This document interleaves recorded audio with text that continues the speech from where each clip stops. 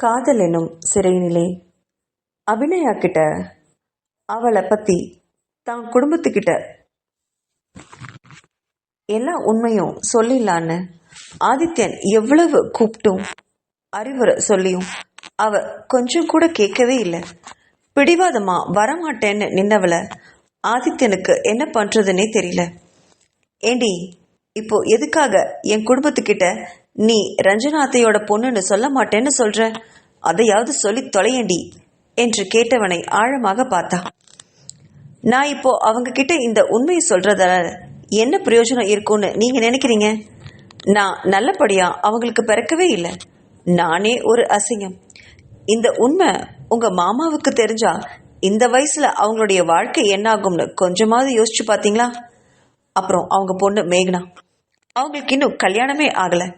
இந்த விஷயம் வெளியில வந்தா யார் அவங்கள கல்யாணம் பண்ணிப்பா?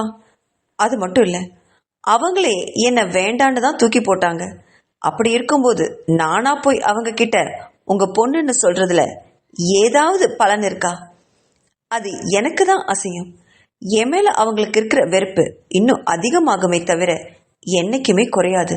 அதை பண்ணி நீங்க தான் என்ன சாதிக்க போறீங்க என்று கேட்டவளை பாவமா பார்த்துட்டு நின்னா ஆதித்யன். ஆனாலும் அவனுக்கு இந்த உண்மைய தான் குடும்பத்துக்கிட்ட சொல்லியே ஆகணும்னு நினைச்சான். அந்த எண்ணத்தை புரிஞ்சுக்கிட்ட அபிநயா, இங்க பாருங்க, மனுஷங்க தப்பு பண்ணதான் செய்வாங்க. உங்க அத்தை ஏதோ சின்ன வயசுல ஒரு தப்பு பண்ணிட்டாங்க அப்படின்னு நினைச்சு அதையெல்லாம் அப்படியே மறந்து விட்டுட வேண்டியதுதான். அப்படி இருக்கிறதான் எல்லாருக்கும் நல்லது என்றாள் அபிநயா. அதை கேட்ட ஆதித்யன் நக்கலாக சிரிச்சான். அப்ப கூட நீ உங்களோட அத்தைன்னு சொல்றியே தவிர அம்மான்னு நீ ஒரு வார்த்தை கூட சொல்லியே அபிநயா. ஏன் உங்களுக்கு அவன் மேல ஒரு அம்மாங்கிற உணர்வு வரவே இல்லையா என்று கேட்டான். எப்படி வரும்?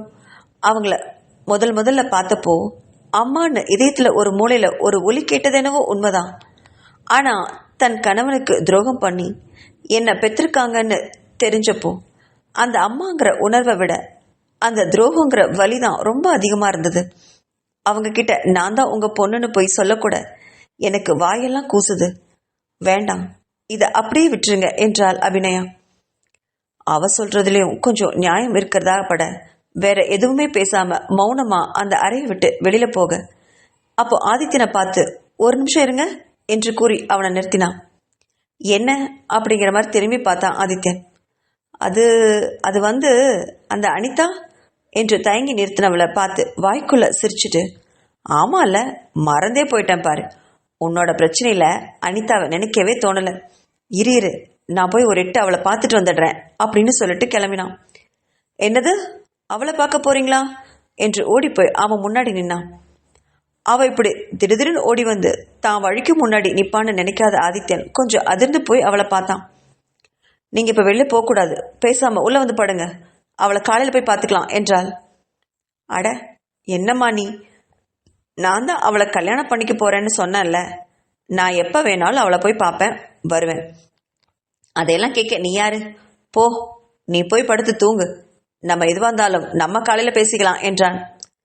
இங்கே பாருங்க, சும்மா என்கிட்ட விளையாட்டு காட்டாதீங்க. நான் தான் எல்லா உண்மையும் சொல்லிட்டேன்ல. இப்போ மறுபடியும் அனிதான்னு சொன்னா எனக்கு பயங்கர கோவம் வந்துடும் என்றவகிட்ட. நீ எல்லா உண்மையும் என்கிட்ட சொன்னதான் சரி, ஆனா எனக்கு மனைவியா நடந்துப்பேன்னு நீ ஒரு வார்த்தை கூட சொல்லவே இல்லையே. என்னுடைய விவாகரத்துக்கு உண்டான காரணம் இன்னும் அப்படியே தானே இருக்கு. நான் ஒன்றும் 60 வயசு கிழவன் இல்லம்மா, எதையும் அனுபவிக்காம சாகிறதுக்கு. நான் அனிதா கிட்டே போறேன், அவதான் எனக்கு நிறைய சந்தோஷத்தை அள்ளி அள்ளி கொடுப்பா அப்படின்னு நக்கலா சொல்லிட்டு கிளம்பினான். அதை கேட்டவளுக்கு உடம்பெல்லாம் ஆத்திரம் பத்திக்கிட்டு வந்தது. மறுபடியும் அவனை போய் தடுத்தா. இங்க பாருங்க, நீங்க பேசுறது ஒன்றும் சரியில்லை. கட்டின பொண்டாட்டி குத்துக்கல்லு மாதிரி நிக்கிறேன்ல. அதுவும் இல்லாம நீங்க கேட்ட விவாகரத்தை நான் இன்னும் உங்களுக்கு கொடுக்கவே இல்லை. அப்படி இருக்கும்போது என் முன்னாடி இன்னொரு பொண்ணு கூட அந்த வீட்டுக்கு போறத என்னால் அனுமதிக்கவே முடியாது என்றாள். அவ பேசுறத கேட்ட ஆதித்யன், அடியே, நீ குத்துக்கல்லு மாதிரி இருக்கிறதாண்டி எனக்கு பிரச்சனையே என்றவன். சரிடி, நான் உன் வழிக்கே வந்துடுறேன், நான் அவகிட்ட போகல அப்படின்னு சொன்ன உடனே அபிநயாவோட முகம் மலர்வத காதலோட பார்த்தான் ஆதித்யன். ஆனா ஒரு கண்டிஷன், நான் அங்க போகாம இருக்கணும்னா நீ எனக்கு இந்த நிமிஷத்திலிருந்து என்னோட மனைவியா வாழணும். முடியுமா? அப்படின்னா சொல்லு. நான் அவ வீட்டுக்கு போகவே இல்லை. அவளை கல்யாணம் பண்ணிக்கிற எண்ணத்தையும் நான் விட்டுடுறேன் என்று அவளை கூர்மையா பார்த்தபடி கேட்டான். அவனுடைய கேள்வியில முகம் சிவந்த அபிநயா தலை குனிஞ்சவாரி மௌனமா தலையாட்டினான். அதை கண்ட ஆதித்யனுக்கு ஆச்சரியம் தாங்க முடியல. இதை அவன் சுத்தமா எதிர்பார்க்கவே இல்லை. தன்னோட மனைவிய ஆசையா வாரி அணைச்சுக்கிட்டான்.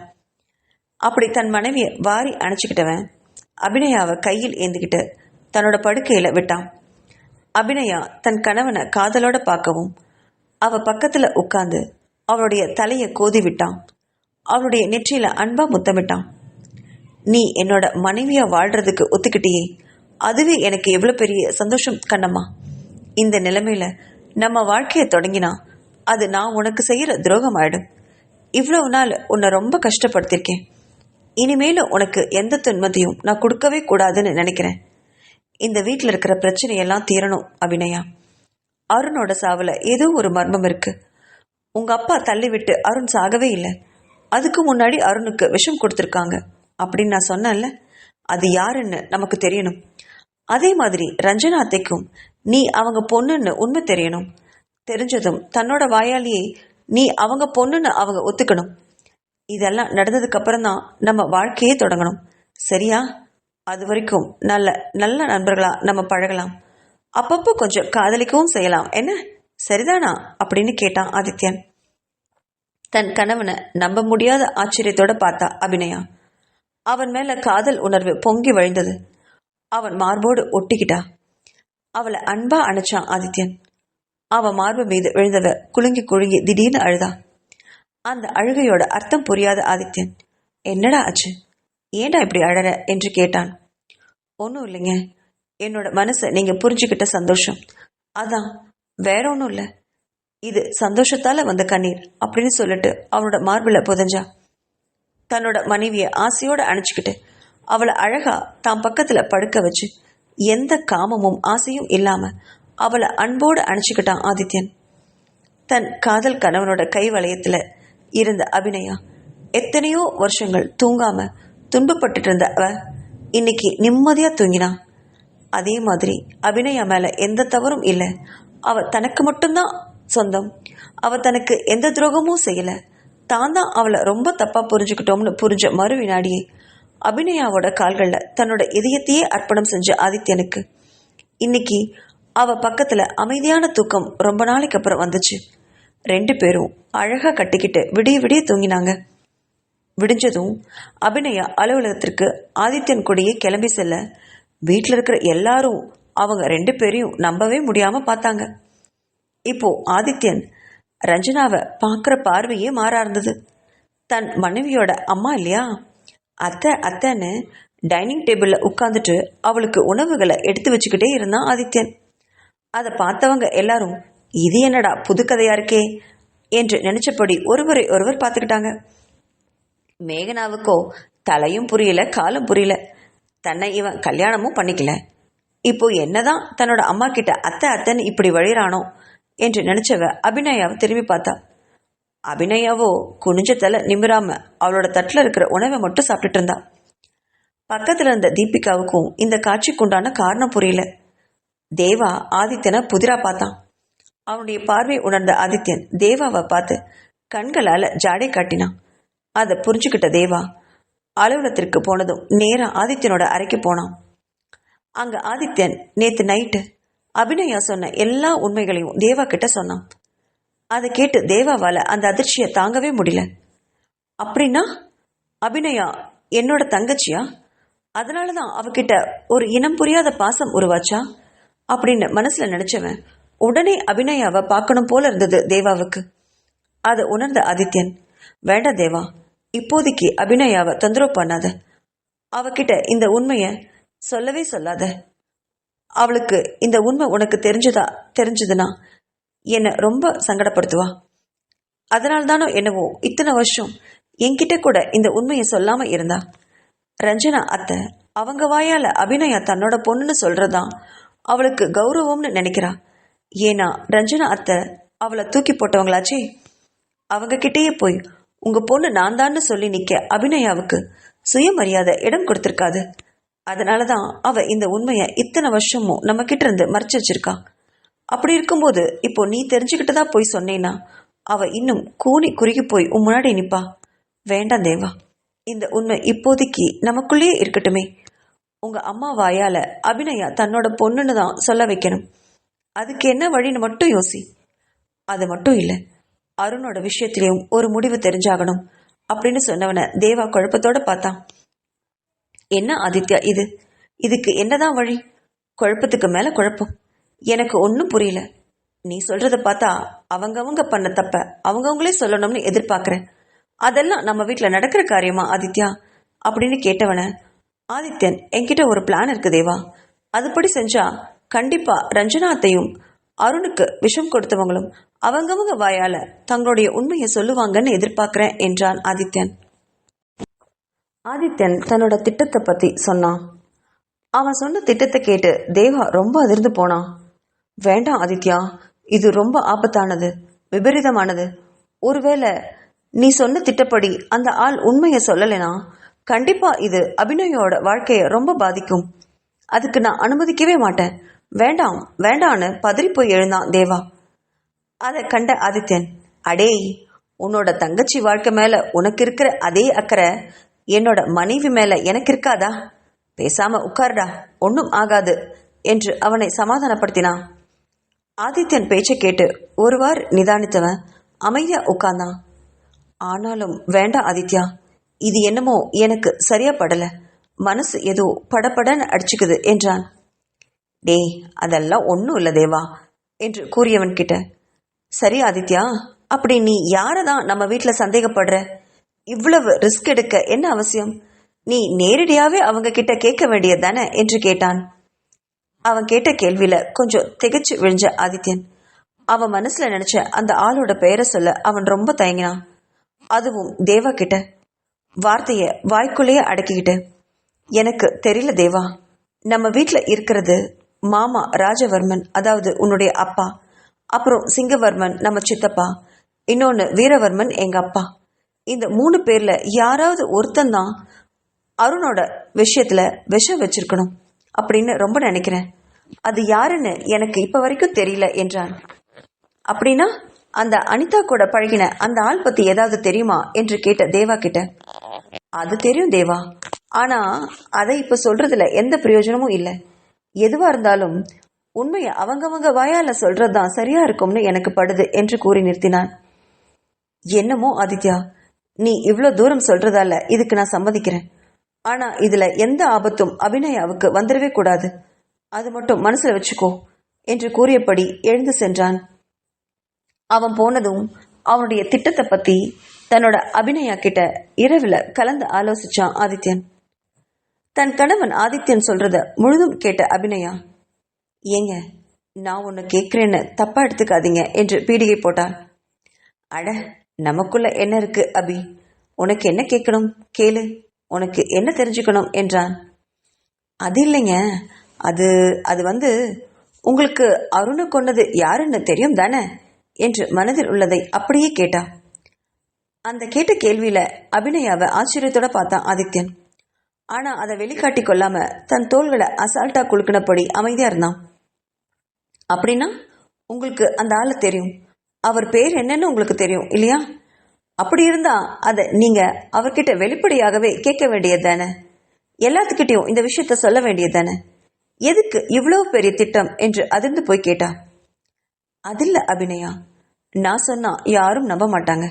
அது மட்டும் இல்ல, நம்ம குடும்பத்துல இருக்கிறவங்க மேல நானே பழி போடுறது அவ்வளவு சரியா இருக்குமா? நீயே சொல்லு. ஒருத்தர் மட்டும் இதுல பாதிக்கப்பட மாட்டாங்க. அந்த ஆளை பத்தி நான் வெளியே சொன்னா அவங்க வீட்டில் இருக்கிற மனைவி, குழந்தைங்க எல்லாருமே தலை குனிஞ்சு நிற்பாங்க. அது அவங்களுக்கு எவ்வளவு அசிங்கம். அதை அவர் வாயாலேயே உண்மையை சொல்லி தப்ப ஒத்துக்கிட்டா ஒருவேளை அவங்க குடும்பம் கொஞ்சம் அமைதியாகலாம் இல்லையா என்று கூறினான். அவன் சொன்னதை கேட்டு அமைதியாக இருந்தா அபிநயா. கொஞ்ச நேரம் மௌனத்துக்கு அப்புறம், என்னங்க, நான் இன்னொன்னு கேட்கட்டுமா? உங்களுக்கு விருப்பம் இருந்தா அவர் யாருன்னு என்கிட்டயாவது சொல்ல முடியுமா அப்படின்னு தயங்கினபடி கேட்டா. அதை கேட்ட ஆதித்யன் அவளை பார்த்து அன்பா சிரிச்சான். அவளை மார்போடு அணைச்சிக்கிட்டு, என்னோட உயிர்ல பாதி நீ அபிநயா. உன்கிட்ட சொல்லாம நான் வேற யார்கிட்ட சொல்றது? அதுவும் இல்லாம எனக்கு இப்ப இருக்கிற குழப்பத்துல யார்கிட்டயாவது இதை பத்தி சொல்லி தெளிவுபடுத்திக்கணும்னு மனசு தோணுது. அதுக்காகவாவது உன்கிட்ட நான் சொல்றேன், கேட்டுக்கோ. எனக்கு ஒருத்தர் மேல மட்டும் ரொம்ப சந்தேகமா இருக்கு, ஆனா அது உண்மையானு தெரியாது என்று கூறி நிறுத்திய ஆதித்யனை அபிநயாவ கூர்மையுடன் பார்த்தா. யாரு? யாருங்க? பேர் சொல்லுங்களேன் என்று ஆவலோடு கேட்டா. ராஜவர்மன், ரஞ்சனா அத்தையோட புருஷன், தேவாவுடைய அப்பா என்று கண்களை இறுக மூடி கூறினான். அவன் சொன்னதை கேட்டு அதிர்ந்து போனான் அபிநயா. அவளால அந்த அதிர்ச்சியை தாங்க முடியல. அவர்தான் பல நாட்களுக்கு முன்னாடி தாங்கிட்ட தவறா நடந்துகின்றவர். ஒருவேளை ஆதித்யன் சொன்னபடி அவராக இருந்தா அப்படி அதுக்குண்டான காரணம் என்னவா இருக்கும் என்று ஒன்றும் புரியல.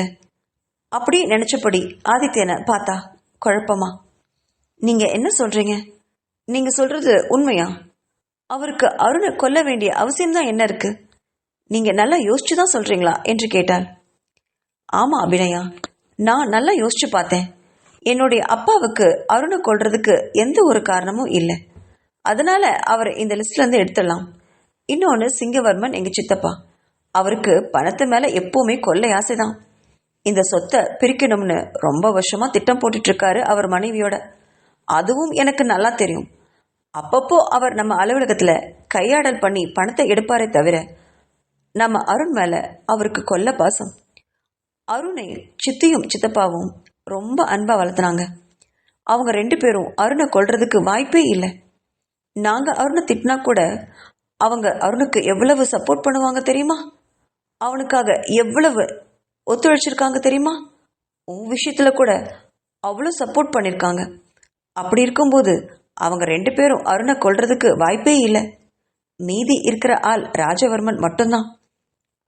அவர் மட்டும்தான் வேற குடும்பத்தை சேர்ந்த ஆளு. அது மட்டும் இல்லாம அவர் பொண்ணுங்க விஷயத்துல அப்படி இப்படின்னு நானே நிறைய கேள்விப்பட்டிருக்கேன்.